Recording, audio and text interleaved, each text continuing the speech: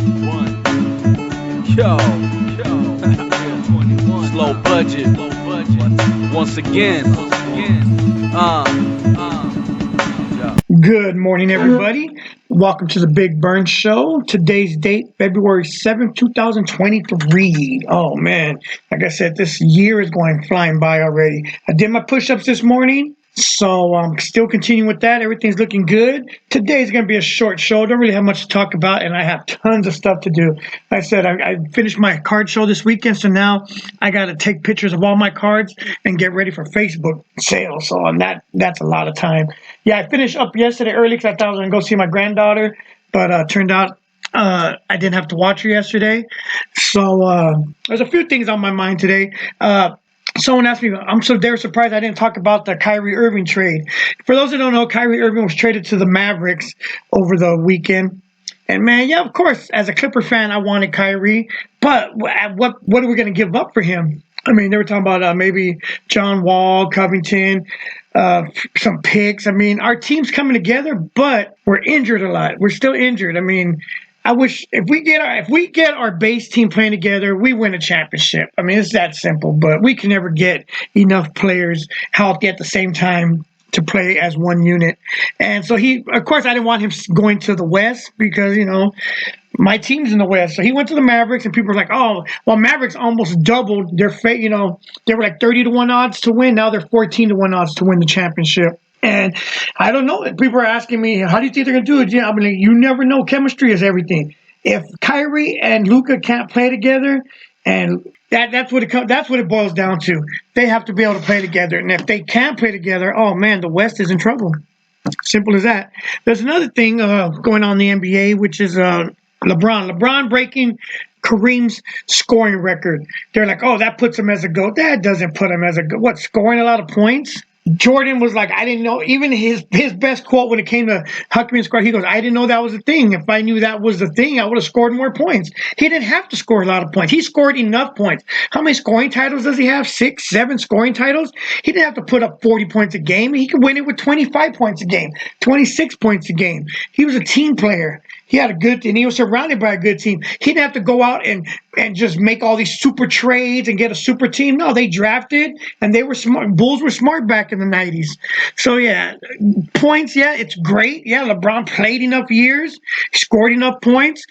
Great that he's going to break the record, but that doesn't make him an automatic GOAT just because he has a point-scoring record.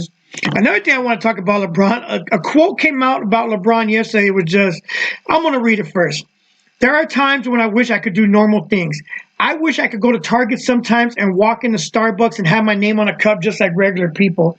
Now, I read this and I'm like, is this guy fucking for real? Like, this is his sense of reality just so screwed that this is what really comes to his mind?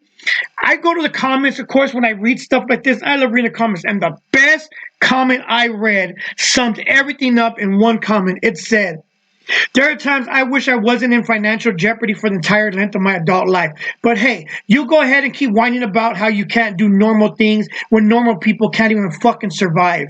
And that just sums it up. These fucking rich, entitled people, they have no sense of what reality is. They don't know what it's like, fuck, the light bill's due in 3 days. Where am I going to come up with this money? Or, just stuff like that. Oh, I got a car payment due, but my tires went out in my car and I had to get new tires. Or, that's just the stuff regular people do. These rich people have no sense of what living in the real life is. And it's just not sport. It's every rich person. They have no idea. So for him to come out and actually say something stupid like that just shows me, just another reason why I'm not a LeBron fan. Put it that way. Team Jordan all the way. Jordan's a GOAT. There is no discussion.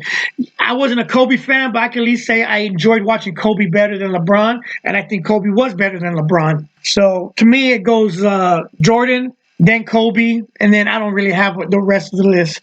I do have one question someone sent me, and I was going to save it till Friday, but I guess I'll answer it now because I need stuff to talk about. It says, do you feel you have any gifts that would you consider a superpower? And if you could have any superpowers, what would they be? I like this question.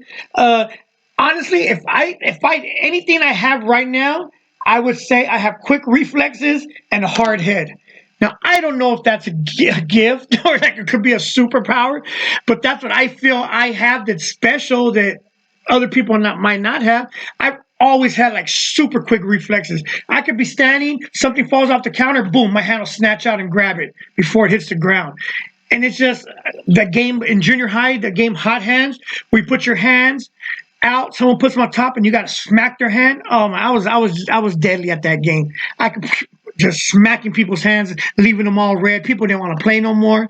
Whoever thought they were good would come challenge me. And I mean, I'm sure there's always someone faster. And there was a couple of guys that would give me a run for my money. Like they would hit me, I'd hit them. But at the end, I just think I have super quick reflexes and a hard head. And I don't know, that can't be considered a superpower, but I know my head is more harder than the average person, because that was another thing in junior high. That's when you found out. I used to be able, for whatever reason, I used to be able to bang my head against lockers, leave dents. People at the time, I guess, were headbutting each other. That was the thing to do, and someone would come and headbutt me, and they'd fucking hurt. And I'd just be like, didn't even feel nothing. Or I would headbutt someone, I didn't even think it was hard, and I literally had this one guy crying, and I didn't even realize that how hard I hit it, and I felt nothing. So I don't know if those are my superpowers, but that is two things I know I have over the average person. So, and what superpowers I would love to have, I mean, hands down, invisibility and flight. Those two right there could get me anything in this world that I would want. Invisibility and flight would be my two X-Men powers, I should say, my meta powers that I would want. I'm going to end this show with a little inspiration quote. So for all my ugly guys out there, just remember, for every girl that goes, ew, there's another girl waiting to go, ooh. So with that, you guys have a great day, and I'll talk to you guys tomorrow. Burn one. Yo. Slow budget. Once again.